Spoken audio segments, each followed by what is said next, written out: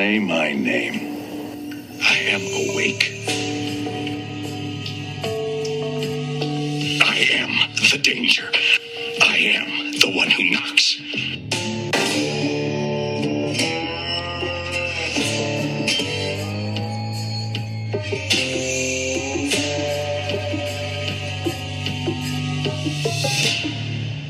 Welcome once again to Breaking Into Breaking Bad with Clifford and Caleb Humphrey.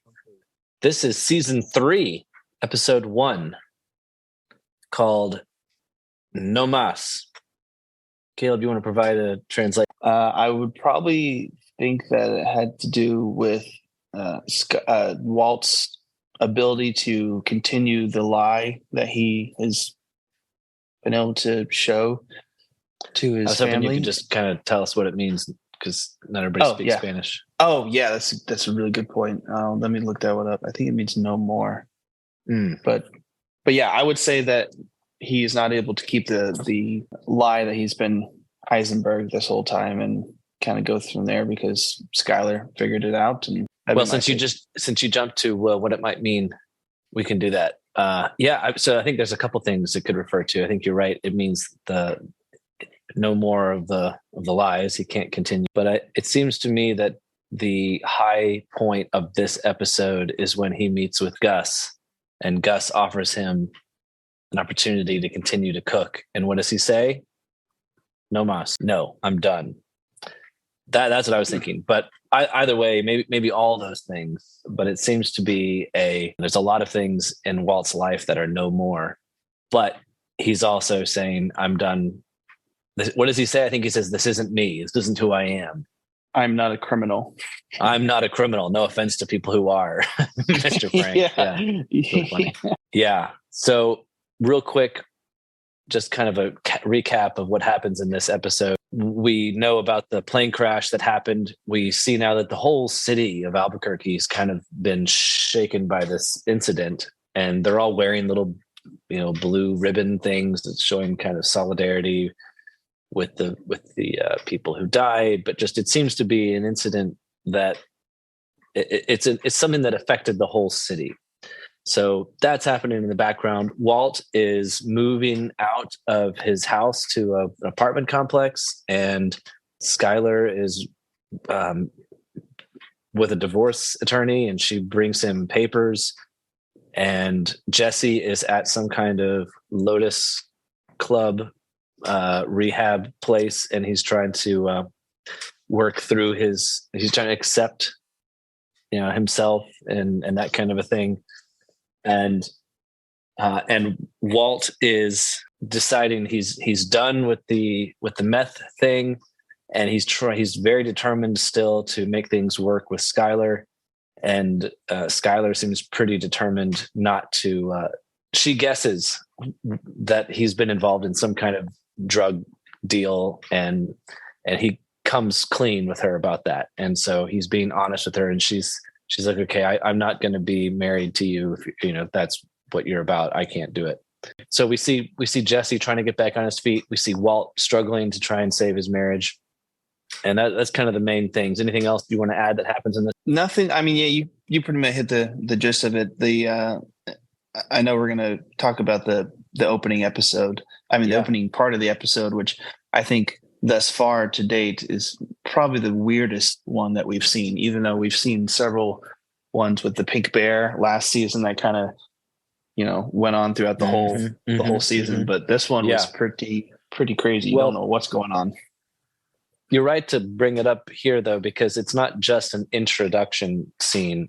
So it involves these two Mexican brothers, but we see them throughout the episode, right? And the very last scene, if I recall, is them coming from Mexico across the border in dramatic fashion, hiring somebody to put them in the back of their truck, and then they kill everybody in the truck and light it on fire. And anyway, so that's a mysterious element in this episode, and it's clear that that's going to be more of the story in season 3, at least going forward. So that's the recap.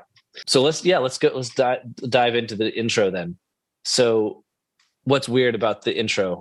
The fact that you see like several people just crawl, right? Like it's like what's going on, and then these guys show up in some like backwoods voodoo desert weird town of Mexico. Yeah. And then you see these guys show up in a Mercedes and nice suits, and then they just start crawling in the dirt and seeing the obvious picture of the drawing of Heisenberg that they put on this. You don't know what did he do? Because you're thinking all the way up to date, has he done anything to really upset these guys who you just now meet for the first time? You're thinking, I remember when I first saw this, I thought, oh, these are these like people coming for revenge for Tuco or Crazy Eight or what sins he's done. Yeah. But they've been able to keep it under wraps for the most part. So it begs it makes you wonder for sure. Yeah. I mean, my assumption is that it's got something to do with the drug cartels. But when we first see these guys, they're obviously, I mean, we think they're gangsters of some kind. And yet, one of the defining features of gangsters, if you think of like, I don't know, Scarface or something like that, they're sort of gods to themselves. Like they don't serve anything higher than their own interest. They're not exactly what we would call pious people. And so here you see these gangsters, and then what do? They get literally on their knees and elbows, and they're groveling in some kind of religious posture, which would mean they recognize something kind of higher to them. So they're not just money worshiping gangsters. They're men of creepy because that's right. Part of the reason they're creepy is because they're serving some kind of like higher cause. And then the shrine that they go to, that's got all the sort of Mexican death cult looking skulls and things around there, is very creepy. It honestly reminded me of a kind of voodoo thing. So when you see the drawing of Heisenberg, you're sort of thinking, okay, they must have put that there to almost to sort of pray curses on him or something like that. Right. I don't know how you know this, but you just kind of know, okay, they're supposed to kill him. Like they're dedicating themselves to killing him in a kind of religious. And that scene when they go to that family and they steal the clothes and then they leave the Mercedes with the family. I mean, they're this like really, really poor family, and they just left this really nice car with them. I mean, again, it's another piece of evidence that shows these people don't care about money. They're here for a cause, and it's not an even trade, right? To take their clothes off the clothesline and leave them their Mercedes. And that's part of what makes them creepy. What kind of thing do they serve that is making them so devout? I mean, it's almost akin to like some sort of Islamic terrorist, sort of like, I'm going to do a suicide bombing because of my devotion to Allah or something. Right? We don't know what's going on, but to me, that's what was creepy about it. Right. Okay, so we'll more on the brothers when Los Hermanos when we. As we go on. So we learn more about the plane crash. We're watching, it's all over the news. People are talking about it. I'm wondering, they give us the numbers. It was 167 people that were dead, and it was flight 515. Why give us those numbers? Like why give us those details? Well, they said one of the planes was a chart, but yeah, I mean, there could be some coincidence to it, or it could just be, that sounds like a good number to use. Yeah. Okay. Well, I'm generally open to there being a reason for most things like that, but it could just be random. But maybe something will come to us. Right. So the next scene is Walt flicking these matches into the pool. Trying to read into that too. Like, is there some kind of meaning behind like flicking matches into the? Well, I wouldn't. I mean, it could be, and maybe something will come to us on that too. But in that scene, and honestly, throughout the whole episode, to me, when it was the camera was focusing on Walt, and there's not a lot of, he wasn't saying anything. He was you just saw the reactions from his face.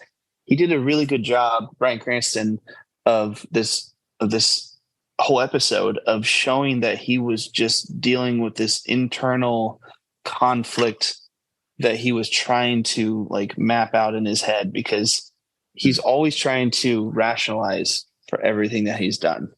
And to see, like, even when he was like flicking everything, that was the Walt Heisenberg showdown that you could see going on in his head. And Walt was like, you killed it. You destroyed your family, make it better, get rid of this money. And then Heisenberg's like, what are you doing? You know, like, don't do that.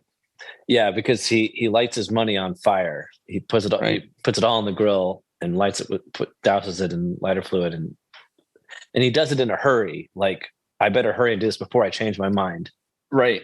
And then as it's burning, he starts trying to put it out and he dumps it into the pool, lights himself on fire, has to jump into the pool himself. It was just a comical image of somebody who's, you know, waffling between two things. Do I do this or do that? Do I do this or do that?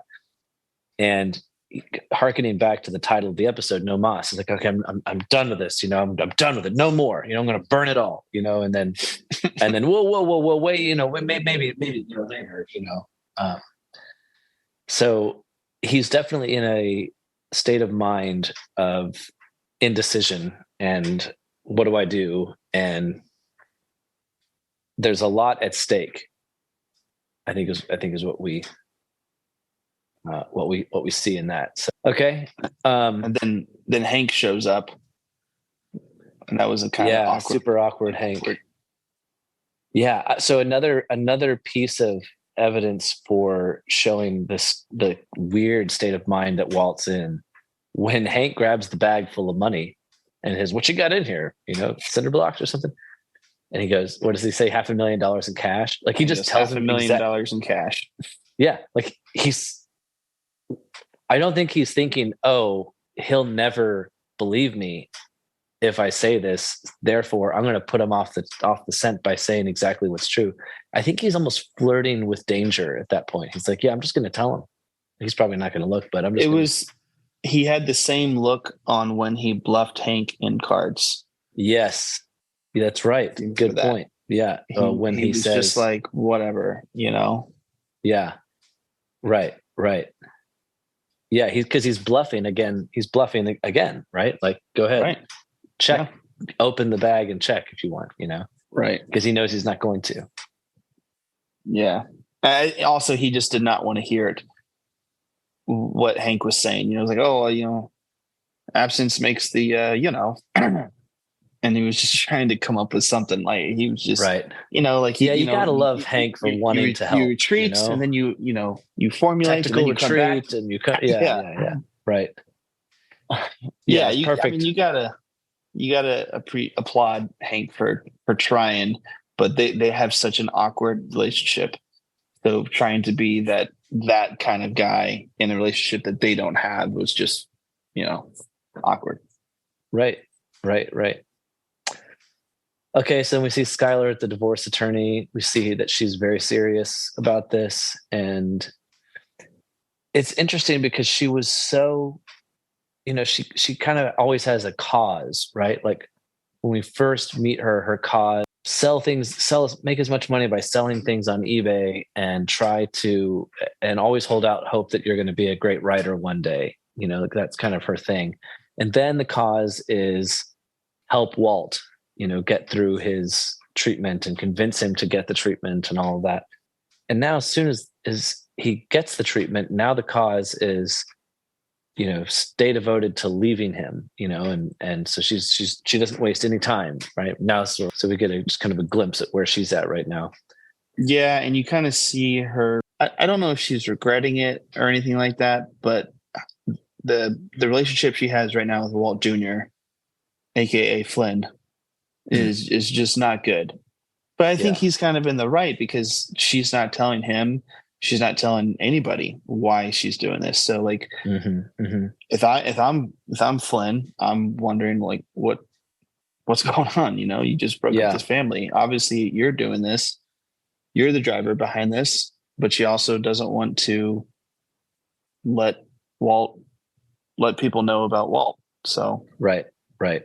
Okay. This place that Jesse's at, this weird new agey kind of rehab place. I feel like we're missing something. Like, are we meant to think that Jesse embraces it eventually and really comes to like dig in and like, yeah, I'm all about rehab. Like, it's so I think great. he wasn't embracing it until the therapist admitted what he had done in his own life, and he was able to finally see like, okay, you're just not somebody that's just reading from a book type of scenario. You actually have been in this like pit of despair before. And so what you're actually saying, like for anyone that hadn't watched the episode in a while, he says that he was drunk, he wanted more alcohol, he backed out of his driveway and he ran over his 6-year-old daughter. That's very dramatic. And so Jesse, hearing that, knows. Yeah, because okay, he says, "What have you ever him. done? Have you ever really hurt anyone before?" Right. You're just the expert here. Yeah. You're just here. You're a body here. And when the therapist tells Jesse that, that's when Jesse starts to really listen. And then you see that because he tells Walt later on about something that he learned. Like he was excited to share this info. And you only do that when you're actually happy with, you probably have students that do that all the time, that share everything you teach them, right? Oh yeah. No, they remember everything. It's amazing. Well, okay. So something that's kind of weird about that. I would have expected that guy to share that story on day one. Like, here's why you should listen to me. Instead, it's like, I don't know. Was it the last night that they're there? Because he's like, hey, Jesse, you haven't said anything it's almost sort of like, this is our last night together. I'm thinking, yeah, you knew that people like Jesse are going to be skeptical of you. You have to open with something like that in order to get them to warm to you. I mean, it's like, in rhetoric, they call that ethos, where you're sort of, your character is a kind of person that people want to believe. Right. So I would have expected that to come a little bit earlier. And then secondly, I would have expected at least one other scene where Jesse is like taking notes and really sharing and participating. And that when that guy opens up, show us that it had an impact on Jesse, like a real impact on him. All we get is sort of this, like, he's talking with Walt later on. But even then, I'm still not sure if he's really embraced it or if he's just kind of going through the motions here, Yeah, that's something about the whole thing just didn't, like, it seemed like it was a scene that they cut. Yeah. I don't know. Maybe I'm just not seeing it right. No, I mean, there's some valid points in that. But it also, if they did do that, you would kind of have an idea of where he is right now, but you don't. Right. They want us to be a little, that's curious true. About it. Yeah. So we'll learn. Well, I would say the main thing that we have to remember about Jesse at this place is the whole message is learn to accept, your situation and your fault. And we're reminded that Jesse is under the belief that he killed Jane. And so his struggle is not grieving Jane's death exactly. It's grieving his part in her death, which we know isn't really his part. It's not, he didn't actually have anything to do. Well, okay, not really. He did not an active, direct role in her death. He was a bystander, correct? Yeah. And so we know that there's an injustice there, that he's really struggling to accept responsibility for a thing that he doesn't really have to own responsibility for, Well, also he's accepting the reality of the plane crash as well. It's the first thing he says to Walt. You've been right following this plane crash. Does he feel bad for the plane crash? Like it was his fault? Because if he killed Jane and Jane's dad grieved Jane's death and then he's asleep at the position or whatever, and okay, I see. So in his mind, he's thinking, I have to accept responsibility for Jane's death and for Jane's dad's accident that led to the plane crash. Right. Okay, that's a great point. So that means that the injustice of Walt letting Jesse believe that he's responsible for Jane's death is expanded not way beyond Jane. And so now Jesse feels an extreme weight that he's carrying around that's not really his fault. And I think that's Walt, why Walt was trying so hard to let Jesse like feel okay. He was trying to rationalize all these different reasons on, listen, this is something that completely, they should have had some kind of radar detector on the plane that wasn't working. Yeah, I blame it's like technology the from the 1960s. Yeah, the government, absolutely. Yeah, it's right. their fault. Yeah, but which is at the same time, Jesse had already he had learned from his therapist that you accept who you are. I'm the bad guy. That's right. That's what he says. Yeah, right. Yeah, that's really interesting the way he just puts it really bluntly. Right. It kind of it took Walt by surprise because he was didn't know what was going on. Yeah, because Walt is not ready to say I'm the bad guy. He keeps wanting to say, no, you don't understand. I'm the one who's misunderstood here. I was trying to help my family. That's all I was trying to do. What does he say? I'm not a criminal. Right. I'm not a bad guy. You look at all the things he's done, regardless of what it was for. Like Right. No, that's brilliant. So that means Jesse, even if it's a little misplaced, he's more aware of who he really is than Walt. Again, Jesse's taking responsibility for something that's not really his fault, but he is complicit in all the things that they've done, right? Yeah. And Walt is still maintaining a kind of innocence. I'm not a criminal. And that's why, I deserve to have my family back and all of this. And Walt is basically going through, you see Jesse accept who he is, and Walt, like you had said, he's still trying to put himself in the position of I am doing the right thing. And then you see, I don't know if you know, I'm sure you noticed this. He was making a sandwich. Yeah, that's where I was going to go next. He cuts the crusts off. Yep. There was a theory that Walt takes on some type of personality of each person that he's had some hand in killing. But I think that, I don't know if I 100% agree with that theory, because that him doing that, I believe, was just him playing through in his mind scenarios that he's had to deal with conflict before, internal conflict. And so when he sees the bread like that, he just couldn't help himself. You see something and it brings you right back to it. Yeah. Yeah. So he's right back there with Crazy Eight. I was talking with Gracie about this before we were recording, and she was noting that it could have something to do with Crazy Eight.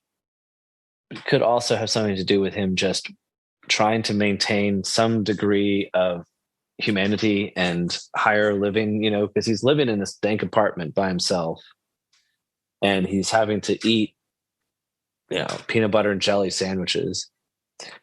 And he could just, make the sandwich, put the things on the pieces of bread and eat it. But he goes to this extra step, right? I'm gonna delicately cut the crust off, and it's gonna he's kind of making it fancy, if we can say that about a PB&J, right?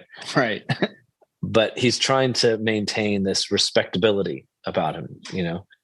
I think we're meant to see the connection with the Crazy Eight thing, but I think that was also new. So there's that weird scene in the gym of the school where everyone's called together and they're having some sort of not a struggle session, but a share your feelings session, right? And talk about how the plane crash has affected you. And it's super awkward, and it doesn't go no one really wants to be there.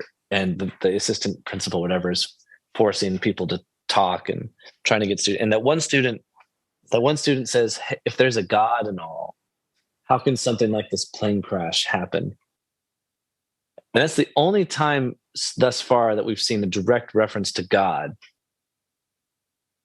And we're reminded, oh yeah, these characters still live in a world where there's at least a semblance of a Christian heritage, where they have a sense, of the problem of evil, right? That God is both omnipotent and good, and what happens when evil happens, and we can't put those things together. We can't square that circle very well. But it's kind of passed over really quickly, and then we go on to Walt's awkward speech. Well, yeah, it gets passes over because the principal responds with, "Let's keep it secular." That's right. We please keep it secular. Yeah, and it's not like he was saying, the Christian God. That's what I'm talking about. That was. Yeah, I wonder if there's something to that where the kids are not really allowed to reach for divine comfort in a moment like that, because the school is supposed to, provide only kind of secular psychological help, where like you get comfort by talking about your feelings with other people, as if that could really bring a deeper kind of comfort. But yeah, this was poorly planned out by the school. They didn't have the right people there to talk. They just said, "Hey, let's talk." If you remember, the first guy says like, "Hey, I know in college, if something happens to your roommate, you get an automatic A." And so I think there can be some compassion here. And then she cuts him off. The faculty weren't ready. No, we know that it's not that serious. Yeah. Right. But the faculty wasn't prepared to say anything. And each time someone was saying something different, it would always, camera would just go right to Walt's face, and he was just getting like, "Oh, you guys, please stop talking about this. You're making me feel worse." Right. Because right. No, let's talk about that for a second, because in a way, if there is anyone to blame, it's Walt. He did not want to be there. The whole thing is his fault. If we say that, like, he directly caused Jane's death indirectly caused the death of the people in the airplanes. But what is his speech like when she says, Walter, you've been struggling with cancer, why don't you share your feelings? And he jumps into this lecture about how, well, it's not really that bad, compared to other things, which it goes back to his rationalization. Like you said, He's rationalizing it, saying, well, let's derive comfort by putting this into perspective. Well, this is what good, quote unquote, good people do when they do bad things. They try to rationalize it out to make it better. Bad guys don't ever do that. They just do it. They don't think about why don't care. Yeah. Right. A good person knows when they did something bad. And he definitely knows he did something bad. And so he's trying in any way possible to just say, hey, it's okay, because it's not as bad as this other plane crash that killed 600 people. Yeah. And they have to cut him off, right? Because he's going to go for a while, which tells us we're going to push on. We're going to survive. Yeah, that's right. He's not really talking to the kids. He's kind of talking to himself. Correct. And he could listen to himself for a while. We get the sense he could go on, because he's having to tell himself it's not that bad. Okay, so after that, Walt drives Walter Jr. home, and Walter Jr. walks in, and Marie's there, and Walter Jr. is just pissed, and I can't believe you're doing this, Mom, divorcing Dad, and everything's so bad. And I forget what he says, but he says something like that, and Marie says, "Out of the mouths of babes." And I had to look up where that's from. I knew it was a reference to scripture. And it's from Psalm 8:2 that says, "Out of the mouths of babes, you, as in the Lord, you have ordained strength." And it's another reference to God indirectly in this same episode. Mm-hmm. Yeah, I don't know. It's too random, I think, to just put there by accident, unless it's meant to sort of show that Marie doesn't really know what she's talking about. I mean, that reference doesn't really have anything to do with what's going on, but it's another reminder that this is a formerly Christian people who have these vestiges of Christianity around them and among them, So she even knows this part of the scripture, even if she doesn't remember where it's from or what it means. But Right. It might be intended as a sort of foreshadowing that Walter Jr. is going to have some important role out of the mouths of babes you've ordained strength. And so maybe we'll look forward and have to think about this in the future. Does Walter Jr. demonstrate some important role that for which this could be a kind of prophecy? I don't know. Right. In Marie's main goal was just trying to get more juice from Skylar. The reason why. And Skylar's just like, nope. Right. Which is exactly what we know from Marie's character. That's what she wants. Right. Very nosy. Okay, well, this is an introduction to season 3.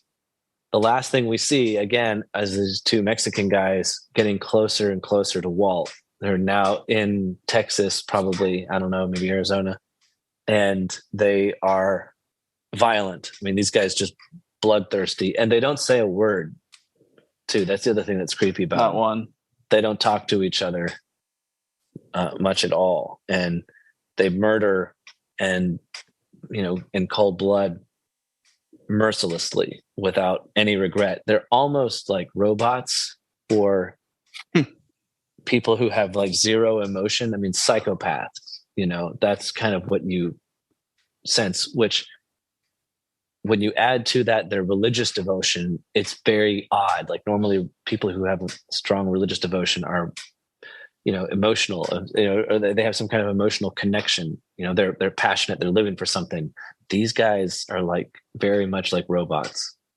So we'll have to see what happens next. Yeah, but they were very intense, and the guy and their boots, I guess, were the main evidence of who they were. Is the guy on the truck the guy was talking in the truck? Yeah, he seems to know. Oh, you guys are a part of that gang or that cartel that we should all be very afraid of.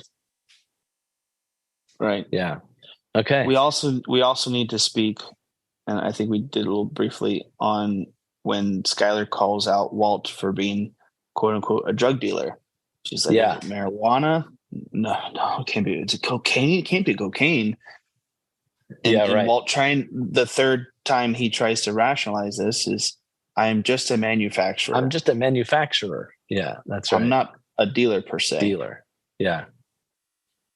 But that was, to me, that part was like internally, he probably felt such a relief to finally say that, but also such fear because now she knows.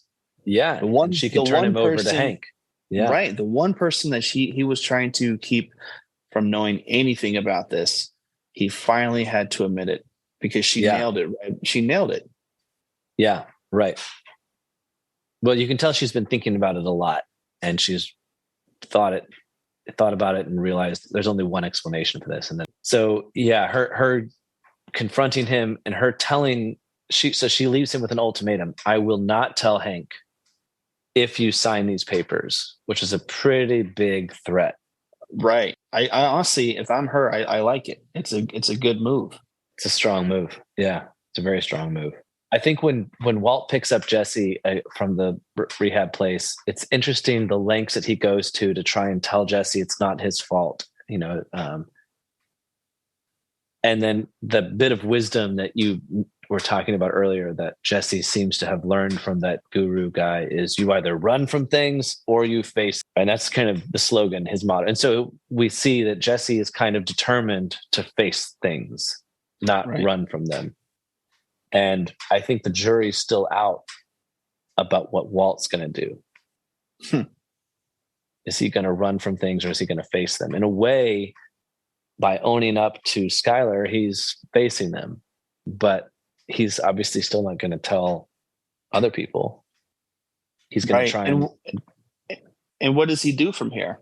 He turned down Gus's offer for the $3 million, even though you could tell he was interested, but he turned it down.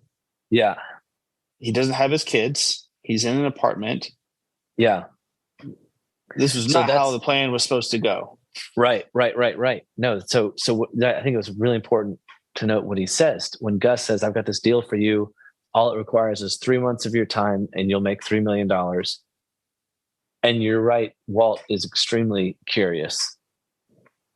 $3 million. Okay, that's wow. That's a lot of money, and he's not even really sure what all it would be involved, with this. But he's intrigued. But he says, but he has a very clear-eyed response, and he says, "Look, I've got more money than I know how to spend. The one thing I don't have is my family." And we're reminded that the whole reason to get the money was to help the family. And so now what we talked about at the very beginning has happened. We say often it's the means that justify the ends, Right. except when your means undermine the very ends that you were seeking. And that's exactly what's happened here. Correct. Gotta be a weird place for him to be in right now. And on top of that, he's destroyed lives of other people, right? With nothing to show for it. Yeah. Okay, well, I'm excited to see what happens next. I can't remember, so it'd be like watching it for the first time. I wish I could say the same.